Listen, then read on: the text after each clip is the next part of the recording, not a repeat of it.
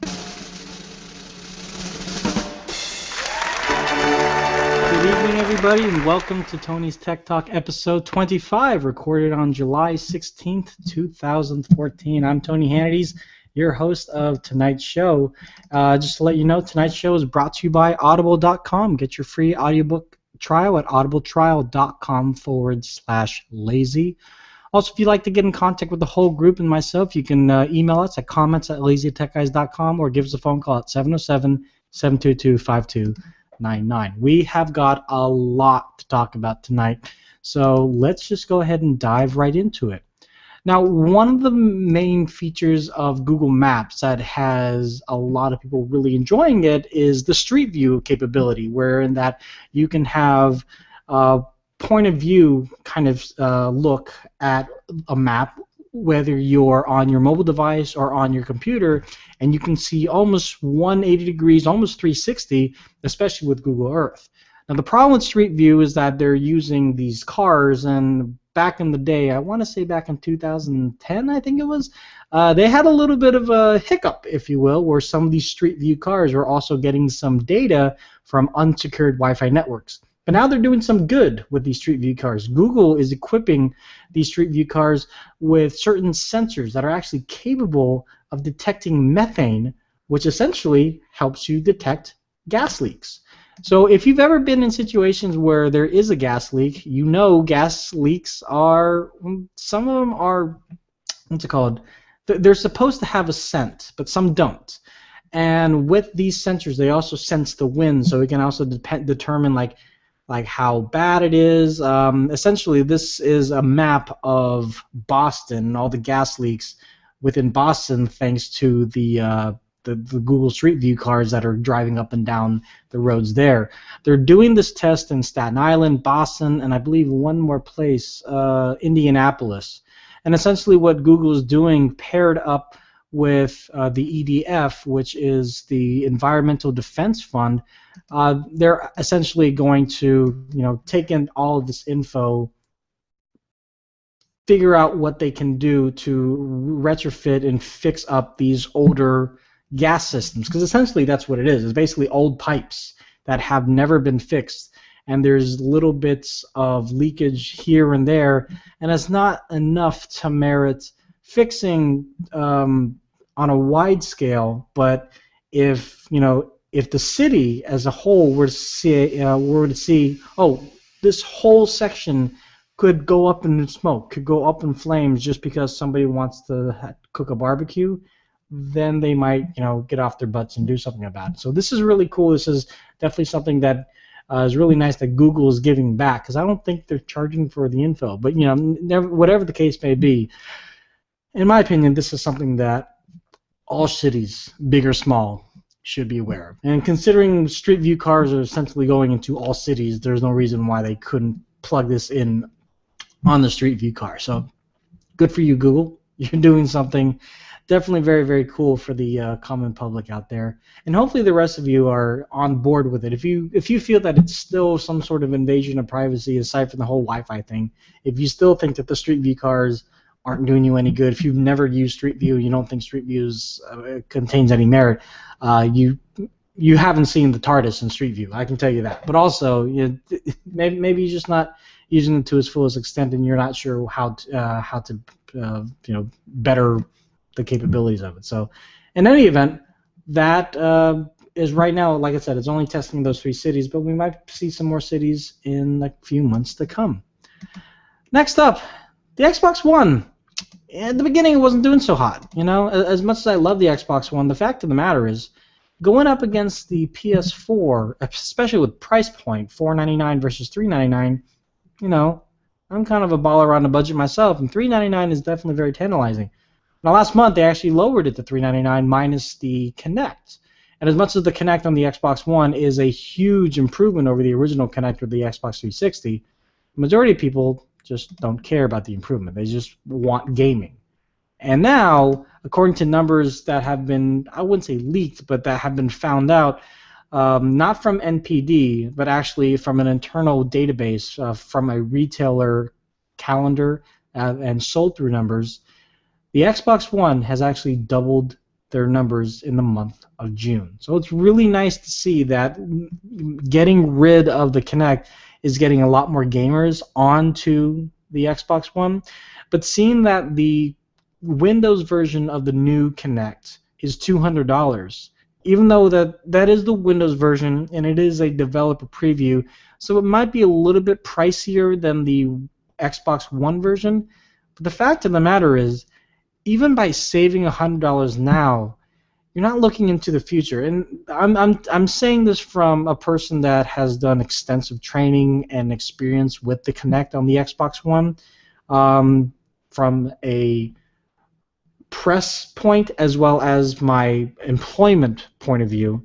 But just as a private citizen, you really need to try it, because it's really nice just to be able to say Xbox on. And although it might seem like, oh, who needs that? There's so many apps in your phone right now that you would have said that 4 years ago. Who needs that? You need it now. And that's the thing with the Xbox One and the Kinect. They're married so well with a lot of the voice commands, the gesture controls. While it might seem alien to you, they really do enhance the experience. Now, granted, there are a ton of games that probably won't take advantage of the Kinect feature because now the developers are saying, oh, people don't really want the Kinect. And that's the shame. I've had this conversation with Radford Castro, our co-founder of LazyTechGuys.com, and he agrees. The Kinect has a huge capability and a lot of potential, but by taking it away as a requirement, it's basically telling the consumer, if you don't want it, you don't need it, and developers, maybe you don't need to bother developing for it. And it's a shame. And we're only getting these kind of party games with the Kinect now, and hopefully some developer out there will take full advantage of it. But nevertheless, as it stands right now, at least for the month of June, whatever this retailer is, it's really good to see that Xbox One, as a console / entertainment center, probably more so as a console, was getting a lot more traction than it was before. Now, if you've ever used Google Wallet, you are probably in the minority, if you will. Now, I have Google Wallet on my Verizon phone, but as you know, well, maybe you don't know, but here in the United States, Verizon locks up the Google Wallet NFC capability. So all Google Wallet is on my phone is just basically a rewards membership database. So what's really cool is I can walk into a Staples and it knows that I'm in the Staples, and automatically it'll say, here's your Staples reward UPC code, and I can just go to the cash register. They can scan the code instead of me having to verbally tell them my phone number, because maybe you don't want to tell the person your phone number. It's just privacy issues, obviously. But that was kind of the beginning, at least with Google Wallet. Now with Google Wallet, according to Fandroid, it allows you to request money and send money, much like you could do through Gmail. And what was really nice with that ability is that with Gmail, or at least with this Google Wallet function, the other person, I don't believe they have to have a Google Wallet account. I think they're able to send it to you. I know with the Gmail one, when you sent it out to somebody, they didn't have to have Gmail. They didn't have to have a Google Wallet account. It was just some sort of attachment, and yeah, they would download it. Maybe I read that wrong. It seems kind of odd. But what they've done now is that you can send money for free from the actual app itself. You can request money, and then with the companion app as well as the companion physical card that you can get for free, I think they can just mail it out to you. You can just basically use it as a prepaid debit card, or if you have Sprint, for example, you can NFC tap using your Google Wallet NFC-enabled application, and a bunch of other capabilities in terms of including managing your gift cards. So if you've got a bunch of gift cards for like Target or Toys R Us, instead of having to carry it around in your wallet, you can just enter all that info into the Google Wallet app, and they would all just be there. Does this sound familiar? It should, because a bunch of other applications are doing this too. I know PayPal just announced this as well too, where you can manage your gift cards as well. So it really kind of depends, just like when we talk about iOS or Android. What ecosystem do you want to be in? Do you want Google knowing how much money you have? Do you care? Do you rather eBay/PayPal now? Or do you rather have Visa? No. Visa also announced something today too, or maybe it was yesterday, but they announced the checkout app, which at first I thought was going to be more of a mobile app to use on the fly in different physical brick and mortar retail locations. It's not. It's really just a consolidated place where you can have one single sign-in with your Visa, and then you would go and use certain other applications, like an Amazon application, for example. Probably not Amazon because they have their own payment system, but you could use another application where they say, well, you can pay us using PayPal, Google Wallet, or checkout, Visa checkout, and with your Visa checkout ID consolidated with all of your Visa cards, Wells Fargo, Bank of America, Citi, you wouldn't have to type in all of your separate information. It would just be the Visa checkout info. So there are a ton of options. If you're not confused by now, it basically means there's a ton of options out there for you, and you can choose whichever one that you want, or you can choose them all, and then just be kind of scared because one of them is bound to be hacked eventually. I don't know which one. I don't know the future, but what I do know is that it is time to take a quick little break so we can thank our lovely sponsors, Audible.com. So for you listeners and viewers of the LTG network, and specifically this show, Tony's Tech Talk, the Audible.com is the leading audiobook catalog and service from Amazon.com. Audible has a ton of Audible books from genres including science fiction, biography, history, even the daily newspaper, even radio shows. You know, if you just want to listen to old-timey radio shows and you can't find it anywhere else, Audible.com is the place to listen to. The Creaking Door, The Shadow. These are radio shows that I loved listening to on my dad's 45, and my father and mother obviously grew up listening to it on the huge radio in their house before they got a TV. But in any event, Audible has some of the best leading books that maybe you just don't have time to sit down and read.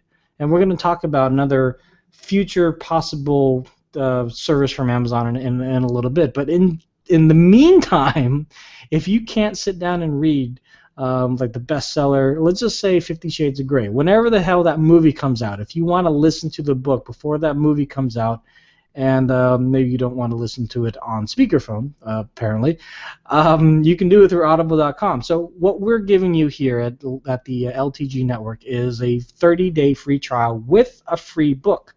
The free book and trial works on all major mobile platforms, including iOS, Android, and Windows Phone.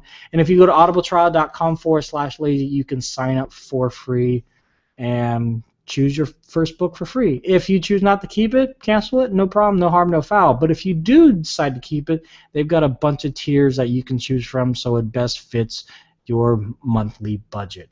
So once again, go to audibletrial.com/lazy, and we thank them for being a sponsor of the LTG Network. All right, let's go ahead and get started on the next topic. So like I said, Amazon supposedly is testing a new ebook subscription service called Kindle Unlimited. So this, you know, I forget exactly how this was leaked. I think this was on like the Amazon forums, like they have their own forums, and somebody, I guess, somehow clicked on a page and said, oh, well, this is new, and took a screenshot. And I don't know if you can see it here, but it's a screenshot of an introduction to the Kindle Unlimited, and essentially it says freedom to explore. Enjoy unlimited access to nearly 600,000 titles and thousands of audiobooks on any device for just $9.99 a month. Now, as it stands right now, this was just a test. We don't know if this is actually going to go into actual circulation anytime soon. But it's interesting, to say the least. Amazon has a great feature right now with their Amazon Prime, in that you have free Kindle sharing, you have unlimited Video Prime. So, you know, if you have the Video Prime app on your PS3, for example, apparently there's an Android one coming soon. It's quote-unquote imminent. You know, in a sense, having this Netflix-like or this subscription-based feature to just read as many books as possible, it's in a sense kind of cannibalizing their own business. I don't necessarily know how well the other competitors of this are doing. Now, if you're not aware, competitors include Scribd and Oyster, and essentially it's the same thing. You pay a monthly flat rate, and you're able to get I wouldn't say almost any book, and the reason why I say that is, as it stands right now, according to sources, not even the big three are included in terms of the publishers have agreed with Amazon to include any of their titles underneath this. Big three are Simon Schuster, Random House, but the ones that have agreed, as it should be noted, are Algonquin, Bloomsbury, Harvard University Press, Open Road Media. So I mean, they're not like teeny tiny independent publishing houses, but they're not the big. Sorry, it's the big five, not the big five. In any event, if this were to come out, if you're an avid book reader, like if you read ebooks or listen to audiobooks on a monthly basis, this is definitely a service for you. And for me, I just want to know. Comparing it to the Audible, we just had an Audible ad right now. If you were to use an Audible subscription, I think the cheapest one they have, at least that gives you the free book, it's like $15 a month. Whereas in that one, you can keep the free book even if you cancel the service. This one, it looks like, with the thousands of free Audible books that you can choose from, if you cancel the service, your free books go away as well too. So it's going to be interesting if it is cannibalizing their own service. But at the same time, if we take that mentality into Netflix, for example, Netflix has thousands and thousands of titles, and sometimes you're going to find that one title that you were to say, oh, I'm so glad they have this, because I have been wanting to see this movie. So just, I don't know, Drunken Master, Jackie Chan Drunken Master. So I love that movie, and I want my son to watch it and everything, and it's one of my favorite Jackie Chan movies. If he loves it that much, in fear of Netflix taking it away, then we would go out and buy it. I mean, that's kind of the mentality that possibly these clearinghouses and the big movie studios have. Like, okay, we're going to give you the full movie, obviously, but if someone who truly likes this particular title, hopefully they would go out and buy it, so they would always have it forever. Because these agreements with these movie houses and these movie studios don't stay forever. I mean, for example, it was maybe just a year and a half ago, maybe a little longer, we lost everything from Viacom, including Nickelodeon. So I can't even show my daughter Dora. I have to go to Amazon. It's not a big deal. But my point is nothing is forever unless you actually own it yourself. So this might be the same thing where Amazon is saying, people aren't. I would love to see the numbers, because that's where the numbers just really don't lie unless you cook them. I get it, but I would love to see the numbers from Oyster and Scribd and see how many people are actually reading some of these books and possibly going out and buying them, so they wouldn't ever have to worry about them being deleted from the catalog, if you will. The other thing, though, too, is with Scribd and Oyster, they also don't have the top, all of the top books. I know they have the Harry Potter, they have Lord of the Rings, things like that. But some of the top headline books of the New York Times bestsellers, they don't have all of those. And it looks as though the Amazon Unlimited, Kindle Unlimited, as it stands right now, also won't have all of them either. And the fact that Amazon has been in hot water with that other publishing company that we talked about last week, Hachette. Hachette is a major publishing house, and it's going to be interesting to see how that pans out.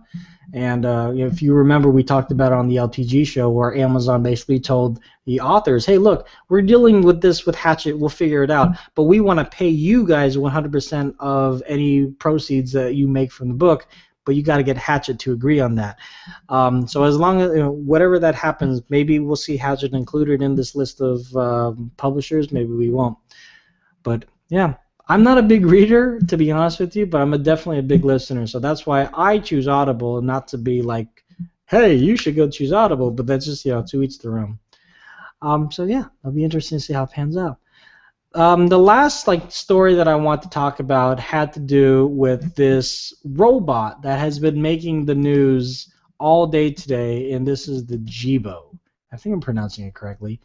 The GBow is actually it's an Indiegogo campaign, and as it stands right now, I think today they superseded their reach goal, and you can get one as an early adopter for only $500. Now that might sound like a lot, but the amount of things that this robot can do is quite substantial. Now the only thing it can't do is move around, which is why it's so cheap. If you look at robots similar to, I don't know, Wall-E, for example, or a real R2-D2, if you will, those are going to be in the thousands of dollars. But for only $500 as an early adopter, you can basically get this Internet of Things robot that can tap into your phone. It can tap into your smart home when you get more smart home capabilities. Like turning your lights on and off, helping you answer your voicemail, answer text messages, calendar reminders, things like that, and also webcams.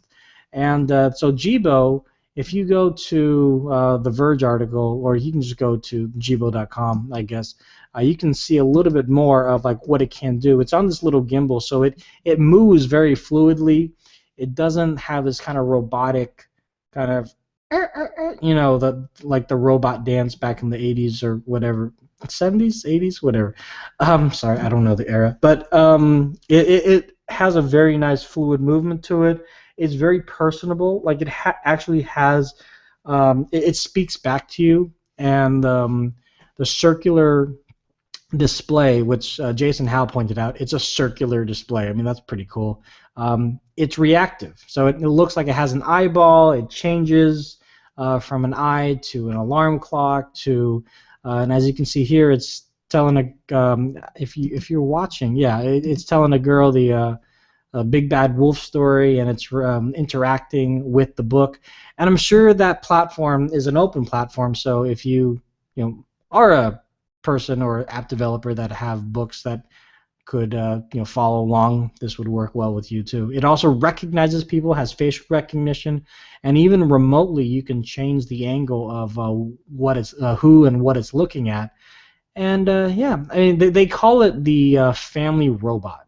And for $500, it's not too expensive. Now, I know it's very strange for a lot of people, and as you can see, it does need to be plugged in. It doesn't look like it has its own internal battery source. And having to take it with you from room to room for it to really work, as it stands right now, might not be the best solution. But it's really cool to see that these kind of solutions that can better our lives are getting a lot cheaper. And hopefully this is going to be exactly or very, very close, if not better, to what this promo video is showing us. Now, I will say this, as an Indiegogo campaign, stuff happens, okay? So buyer beware, just things happen. I will say this.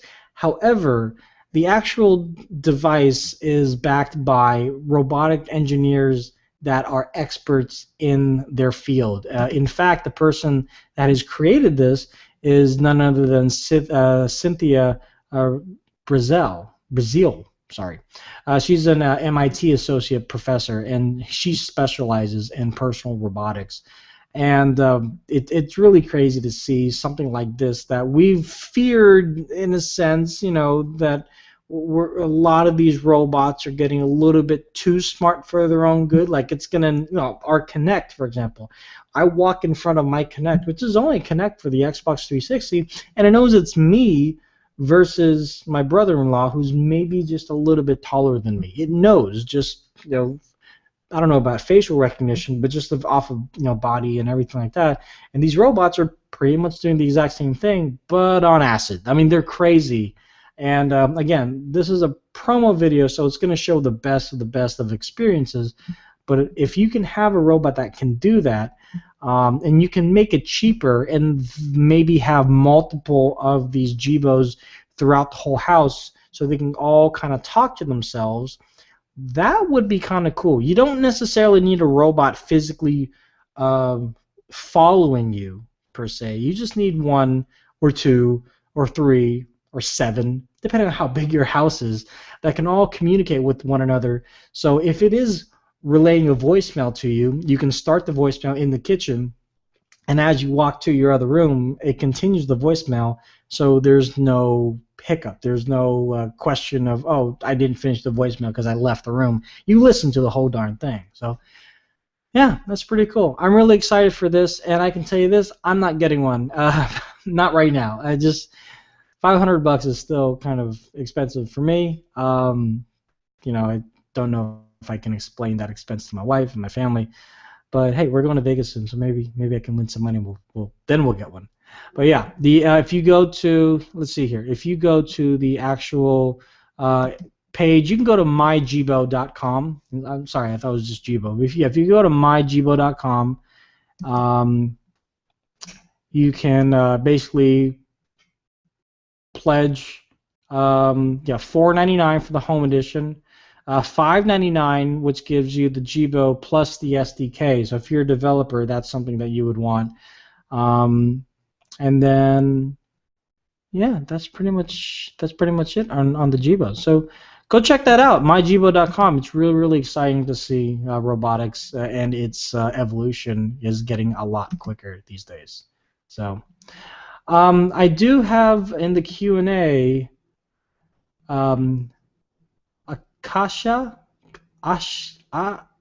Akshay.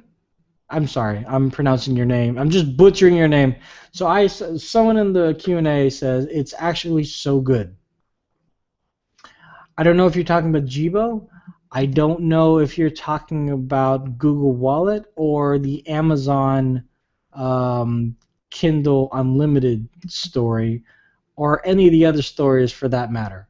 But if you are talking about any of those things, or maybe you're talking about a burger or a donut, then let us know what flavor of burger or donut or burger nut you're having.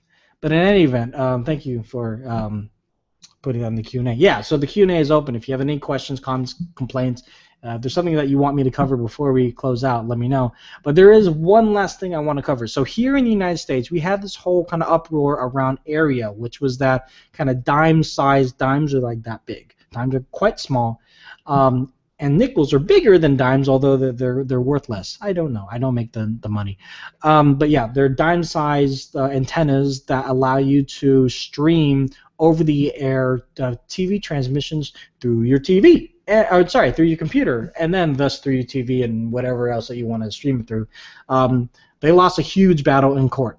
And with that being said, Aereo itself, as it stands right now, is done, but they have plans to do other things. Now they're trying to say, okay, you want to call us a cable company? We're a cable company. Let us pay the licensing fee so we can actually do stuff as a cable company. If you don't want to wait for Aereo to deal with all that, but you also don't want to pay the big guys like Comcast or AT&T money to get your TV shows, there are other options, including over-the-airwave TV. I mean, basically, that's how Aereo was kind of getting their info. It was just over the air.